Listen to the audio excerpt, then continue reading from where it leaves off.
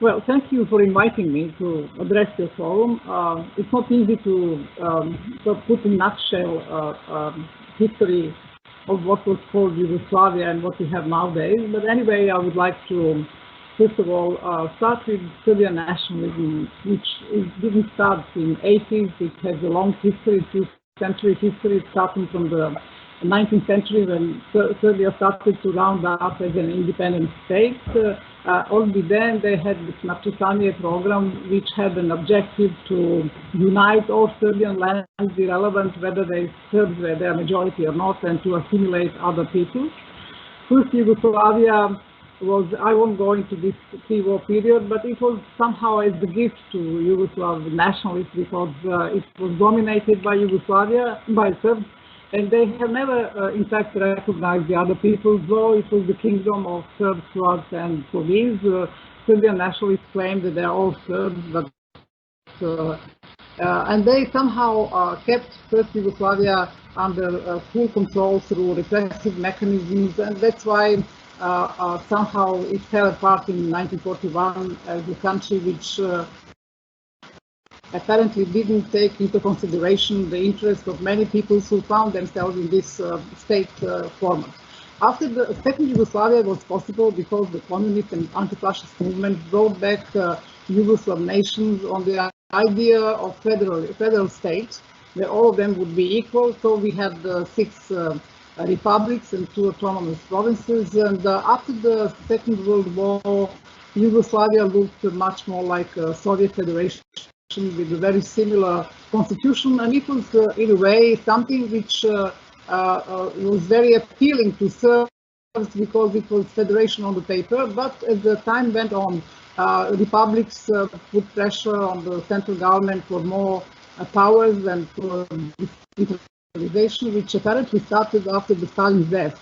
And after that, and already in '48, with the split with Moscow and Soviet and the communist bloc, Yugoslavia started to search for its own way in between 2 blocks, and somehow the non-alignment was one way of dealing with this, I would say, very relevant geostrategic position at that time, with the small country which was not recognized at that time as a relevant country. It was seen at the beginning, the West didn't immediately recognize the potential of the split of 1948, but after a few years, or 2 or 3 years, they took it as the first penetration in this monolith communist bloc, and Yugoslavia became, I would say, one of the states that was playing between the 2 blocks very skillfully, and non-aligned policy, which stood for decolonization and emancipation of all nations in the world, is still very live today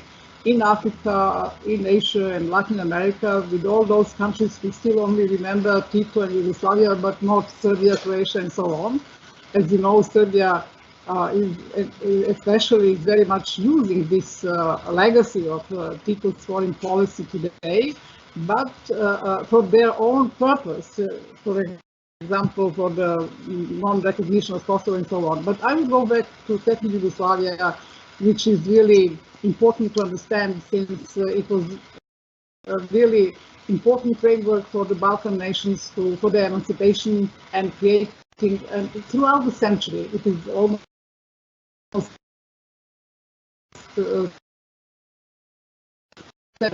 the constitution, try to find the modus vivendi of those nations in former Yugoslavia. And so this federal concept, in fact, Yugoslavia defined the borders of all these republic states. And Constitution 1974 was the last in the line, which apparently headed for the confederal format of Yugoslavia, which was never recognized as Serb nationalists. The liberals in the 70s who were in Serbia in power, they were the only, how to say, group of Serbian politicians who really understood why the federalism should really become, that the federalism was the only way for Yugoslavia to survive, but federalism with powers which almost, sorry, went to this confederal concept, which Serbia could never allow. And only then Serbia started to prepare for Tito's legacy. When Tito died, they first came up with a new program, which was then condensed in the memorandum, famous document, which apparently never objected or never criticized socialist system, but apparently they were more focused on this decentralization as the main reason for the dysfunctionality of the Serbian of the Yugoslav state. However, they didn't, of course, find acceptance from other republics, and then Slovenia came up with its response to this Serbian offer. And this was really introduction into preparation for what was to come later on. And I must say that all elites in Serbia were homogeneous or unified on this sort of stand that Serbian nation was a victim of both Yugoslavias, and that we have to stand up and protect our people. And then with by getting hold of Yugoslav army, which was crucial to that, because Yugoslav army met with Serbian interest in the fact of preserving socialism and decentralizing Yugoslavia. These were two common points which put them together, and that's how it started. You know, there was discussion in the 80s about different concepts, but unfortunately none of them apparently got developed seriously. One of them was UED initiative, but Serbian intellectuals split from UED because they were again insisting on one vote, one citizen, one vote, which would create majority for Serbs, and Yugoslavia was defined through, two bodies in the parliament, one ethnic, one citizen, and that Serbia tried to nullify and sort of enable Serbia to become dominant again. And of course, 3 years before the war started, Serbia was a running campaign which really conditioned the Serb nation all over for what was to come later on. But before that, they opened the Kosovo issue because it had this emotional potential for most of the Serbs in order to homogenize the nation, not to keep Kosovo. Already then, it was quite clear to Serb nationalists that Kosovo cannot be dominated because Serbia was already a minority. There were about 190,000 Serbs in Kosovo by the census of '91, and Albanians already became too dominant in order to be able to control them or to subordinate them. Instead, they sort of, in this crusade against Yugoslavia, they started by changing the Serbian constitution and removing autonomous positions of both of Vojvodina and Kosovo. In Vojvodina, it was anti-bureaucratic revolution, and which also spread to Montenegro, which was in a way annexed and totally put under the full Belgrade control. Then they started to export the anti-bureaucratic revolution to Slovenia, but they didn't succeed. And the next was really, the phase was starting the war in Slovenia, a very short one, 1 week or so, and then Slovenia was not important from the position of the Serbian national program because there were very, very few Serbs, and then they pushed Slovenia out of Yugoslavia because it created space for easier handling of Croatian question. And I think that Serbian strategists at that time imagined that it would be a blitzkrieg because they never expected such rebellion, especially in Croatia and Bosnia at that time. And it's somehow at the end they changed their program according to situation in the field, and but they quickly managed to occupy 30% of Croatian territory and cleanse about 200,000 people, mostly non-Serbs and mostly Croats, of course. Then, and they used Yugoslav army there as the main instrument, and it was, they, how should say, mobilized the Serb population in Croatia on the genocide from the Second World War. When we worked with the refugees in '95, most people that we interviewed, they were talking about Ustashi crimes. Nobody ever referred to 91 crimes committed by Serb troops throughout Krajina, so-called Krajina. Once they finished with occupying 30% of Croat territory, they invited the UN troops and they separated the border, and then they started the war against Bosnia. They split the Yugoslav army into three armies. One army was Republika Srpska army, second one was Republika Srpska, and Yugoslav army was small state, Yugoslav state composed of Montenegro, Kosovo, and Serbia. And then in 6 months they managed to occupy more than 70% of Bosnian territory, especially the eastern part of Bosnia, which was never dominated by Serb population. Of course, ethnic cleansing was one way to cleanse the territories and to claim the people's part Serbian territory. And then genocide started apparently already in '92. As Ambassador Arya, who was visiting Kosovo, Bosnia,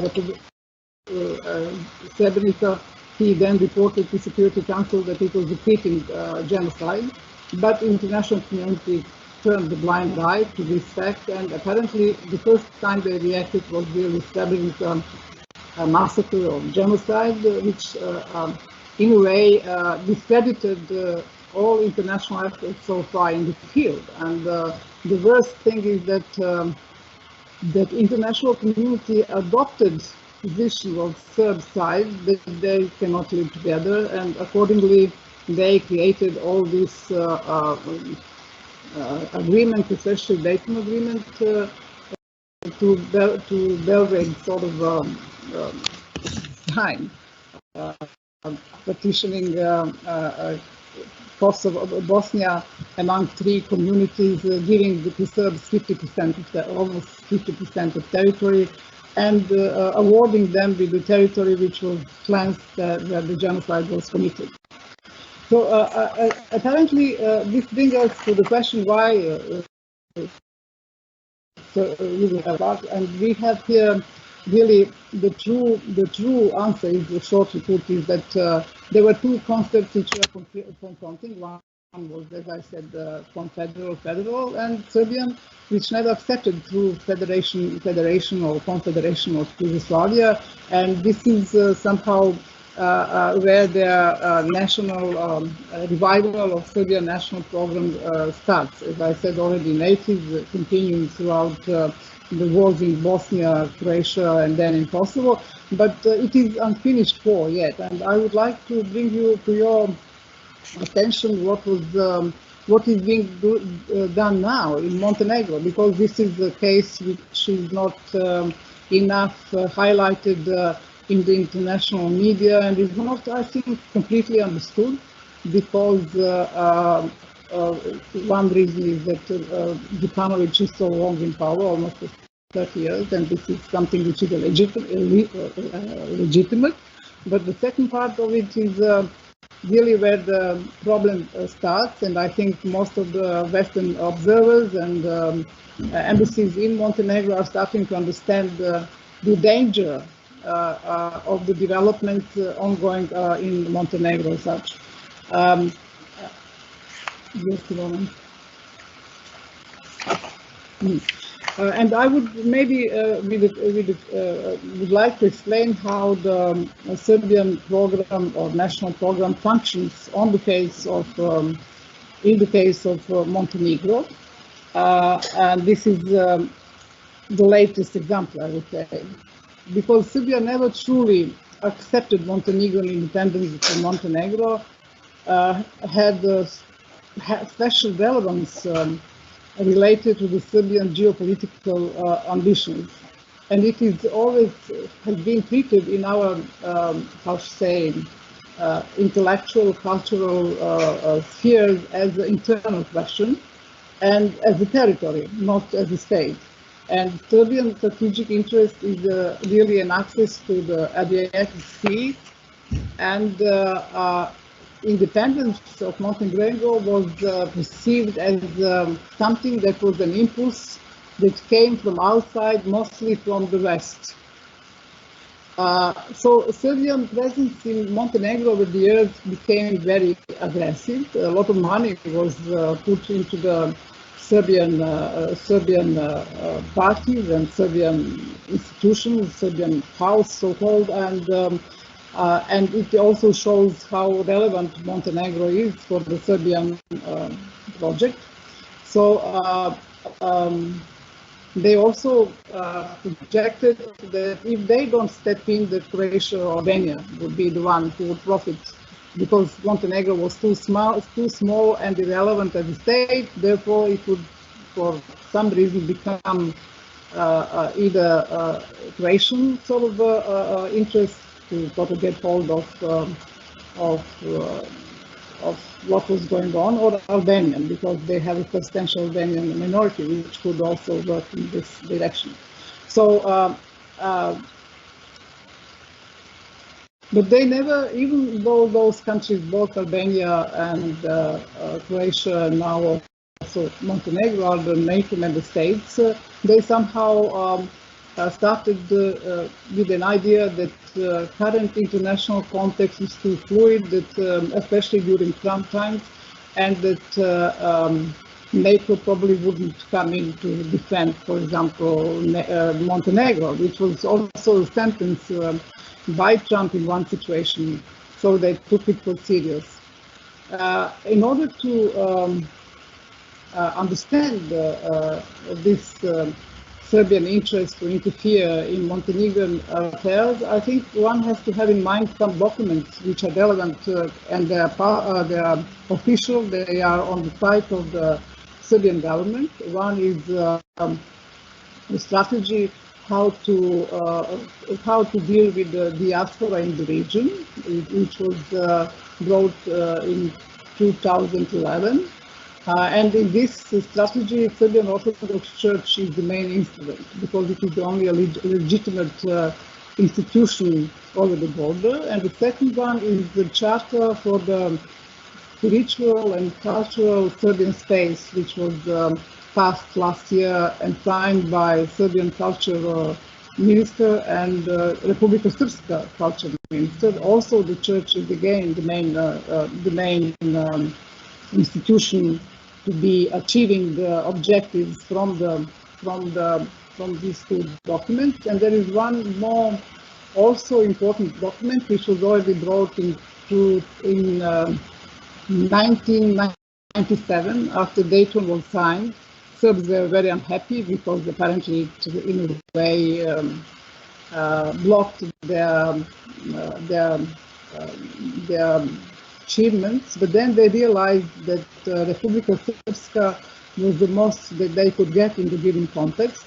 They had a round table in Fruška Gora, and after that they published a book which apparently was an instruction how to keep Republika Srpska away from Bosnia and how to prevent any return of Muslims or Croats or whoever, and also how to integrate Republika Srpska into Serbian economic, cultural, spiritual space. It was published in 1997. Before that, we had two intellectual congresses, one in Sarajevo in 92 and one in Belgrade in 94. They're all along the same line as the memorandum, unification of Serbs in the whole territory of former Yugoslavia.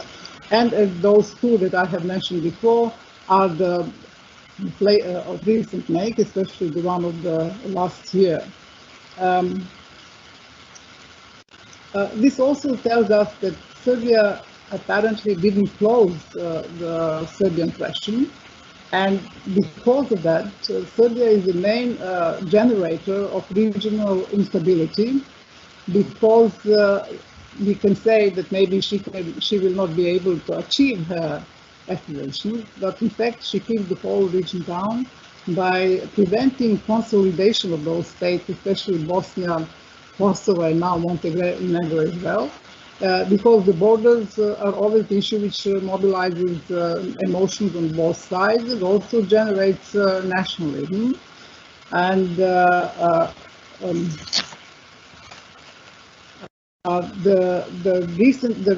role of the Serbian Orthodox Church in Montenegro, many commentators see church as a state within state, led by Amfilohije, who passed away recently of coronavirus, and they denied that corona is something which can disturb Serbian aspirations there. They organized litanies before the election campaign and then continued even if it was the gathering, public gathering was forbidden, and they apparently couldn't stop them. And they managed to win the elections slightly with one more member in the parliament, and this is somehow, this brought into question the Montenegrin state because their campaign speeches mostly related to, first of all, the recognition of Kosovo, leaving NATO, changing the identity structure of Montenegro and curriculum in the first place, so changing the citizenship law, because by that they would reduce number of Montenegrins by having all those Serbs who originate from Montenegro and live in Serbia, allow them to take part in this census. So there is a whole strategy which is developed for many years now, and many historians are taking place in this sort of undertaking. And of course, we can say that in all those Orthodox countries, religion is very important, how to say, factor of identity. And Autokefal Montenegrin church, which was found during Đukanović's reign, is really too small and irrelevant, I would say, in this very to confront this very aggressive behavior of the Serb Orthodox Church. And as is known, Montenegrin Church was independent before the Union of Yugoslavia, and it was annexed to Serbian Orthodox Church. And Montenegro has made enormous efforts to sort of separate this, but as I say, it is very sensitive question, and I think that Đukanović was not prepared enough or didn't expect such reaction from Serbian Orthodox Church and Belgrade, that he didn't have time to explain the relevance of this law, which was recognized by Venice Commission, and it was asking Serbian Orthodox Church to register in Montenegro. They never registered in Montenegro like other churches, other religions, and that also shows that they never really recognized them as an independent state, because they thought it was Serbian, how to say, territory. Therefore, why should they register in Montenegro itself? And Orthodox Montenegrin Orthodox Church was one last tool in rounding up Montenegrin, I would say, identity. And I would say Montenegrin is one of their places in this region where there was some kind of balance and harmony among all minorities like Albanians, Bosniaks, and Croats, and others. But it was the most, I would say, harmonious place vis-a-vis the minority status. But somehow, I think Serbia tried to intervene with Bosniak minority, but they didn't succeed. Then I think Zukorlić and some Bosniaks in Sandžak were given the task to sort of undermine Bosniak minority by asking a region of Sandžak, which would be composed both of on both sides from Montenegro and Serbia, and that was also a way to sort of alienate Bosniak community from the Montenegrin government, but they didn't succeed in that. Even Chechen Kadirov, he sent his people to Montenegro to sort of buy out Bosniak, but he didn't succeed in that also. So it was another problem that Belgrade had with Montenegro is that they were one of the first states that recognized Kosovo, and they never forgiven that, and especially Serbian Orthodox Church, which is also against partition of Kosovo, because they think that would be a loss in terms of Serbian population which lives there. And Serbian Orthodox Church, I would say, never recognized the borders in former Republican borders in former Yugoslavia. And this was one of the reasons why the Serbian Orthodox Church was always an important instrument of the Serbian state in promoting or fighting for the Serbian national project. Of course, our patriarch, Irine, who is also now sick of corona and probably won't survive, he very often mentioned that Đukanović should withdraw recognition of the fourth state of Kosovo and return to true values. The problem, in my view, with Antiloki and his work in Montenegro is that he belongs to the most conservative line in the Serbian Orthodox Church, so-called Svetosavska linija, very conservative and the most conservative in the church itself.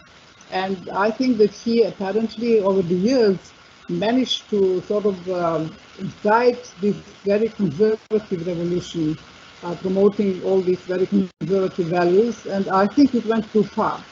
On the other, and I think this was something that most of the diplomats in Montenegro have overseen. Only now, when there is a new government to be set up by Filoković, who is selected by church, and the whole government is mostly composed of people who were recommended by the church. They understand how dangerous is this concept of the state they are offering. And NATO stepped in and they said that some of the people who had pretensions to control the security services should not be allowed, and they really obstructed the election of some of those people. They also forbid Democratic Front to become part of the government. And as things stand now, this government is not yet able to come up with a full composition, and they are all split among themselves, especially Democratic Front is complaining because none of their politicians is seen in the government. And this is now open situation. I mean, we don't know how it will end. I think Đukanović is preparing extraordinary congress of his party. Whether he will succeed to organize and offer something new that will be attractive to citizens of Montenegro, maybe it will, because many people were disappointed with this situation and development, especially with the new government, which seems not to know what to do, and they're all people without experience, political experience, and obviously, Montenegro is running, could be exposed to a situation where you would have all kinds of interests represented by Russia, Serbia, then the western side, the Đukanović line. So I think because of this international, I would say, ignorance of true character of our societies, and especially Montenegro is a very, how should I say, tribal society, which made a breakthrough through Yugoslavia and through modernizing strategies of Yugoslavia. But I would say also Đukanović's strategy to take, step towards independence and NATO membership is something that international community somehow, or Western observers, took for granted, and they thought that the change of the government, which is legitimate, I think also that there was it was important for Đukanović to step down of his party, but there was not enough time to prepare true opposition, which wouldn't be pro-Serbian or pro-Russian, but really pro-Montenegrin, and would be able to come up with some, how should I say, with a program that would be in a way continuity with what has already done in Montenegro. As you know, there was an effort to organize putsch in 2016. Russians were behind it. This time they were not openly taking part in all these events, but they also acted through Serbian Orthodox Church. And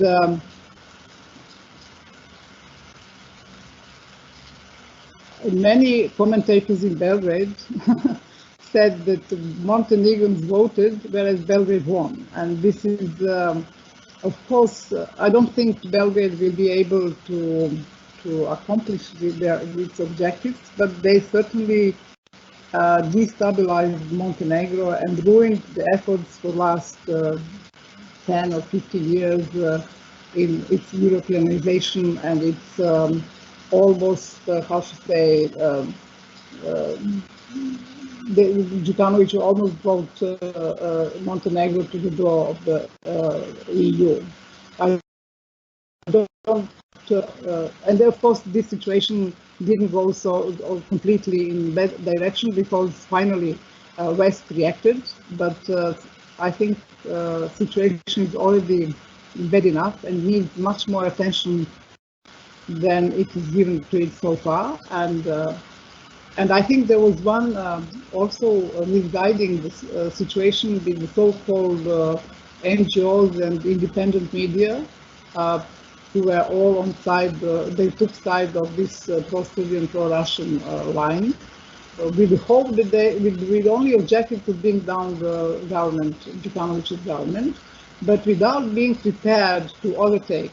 And this small party URA is too, I would say, too small to be, how should I say, relevant for what will happen in Montenegro, because they have only 4 members in the parliament. And this is the party which was mostly supported by Germans and others, hoping that they could play the key role. I think it's almost impossible because once, if they get into power, this pro-Serbian, pro-Russian government, and they will tend to stay as long as possible, or full mandate. Well, the situation at this moment is such that they might be forced to call for new elections, which they wouldn't like to, but it depends how things will be developing. So I just wanted to bring to your attention how this unfinished war and this, I would say, Serbian unpreparedness to acknowledge reality in the region, and also international, how should I say, appeasing to Serbia all the time. They apparently organized several mechanisms like ICTY and ICJ and other mechanisms of transitional justice which were in place. But all the whole work of these institutions is in a way totally, how should I, ignored in Serbia. There is no dialogue on what has happened or why these judgments are such as they are. The recent past is relativized, and Serbia is the only victim of the Western republics and entire international community. It was the only President Trump who started to understand Serbian position. That's why they are so unhappy with his losing the elections. And EU has been very appeasing to Vučić and his governments, hoping that he would be a person who would solve the problem of Kosovo. And they turned a blind eye to everything that was going on in Serbia itself. Unfortunately, our opposition is almost equal to what Vučić is in terms of ideology and nationalism. Therefore, we have one very radical option of Serbian nationalism and the values which are now creating new generations which have no any link to what has happened in the 90s. They are frustrated, but they know nothing of it. Only once they leave or go abroad, they confront questions which they don't know how to answer. So I would say that all this effort, which was invested in Yugoslavia and Serbia especially, somehow is in vain, because what is prevailing in Serbia now is something which will be a disturbing, how to say, factor in many years to come, unless EU and United States finally put an end to this destabilizing Serbian, how to say, behavior in the region, and stop really sort of appealing, following this ethnic line in solving the problems. which was already inbuilt in Dayton Agreement, which is really the main problem of the regional stabilization, because every new situation is perceived and resolved along the same lines, ethnic lines, religious lines. So Dayton Agreement Bosnia is apparently the last, only once Bosnia is solved, the region can start sort of normalizing and functioning. As long as the national issues are open, border issues challenged, there won't be any progress in the region. It's not possible, because this generating nationalism all the time is the way to keep the communities under the full control of the leaders, and there is no space so far to sort of for penetration of new forces who would give a vision of the region in a different way than nationalistic, because all these issues that are open border issues, they mobilize emotions all the time. So there is the only way to put an end to that is to sort of have a new look at the region and give new solutions for Bosnia and finalize Kosovo issue. Then that would be the starting point for Serbia to look into its internal issues and give up this national program, which is on the table already for 2 centuries, unfortunately.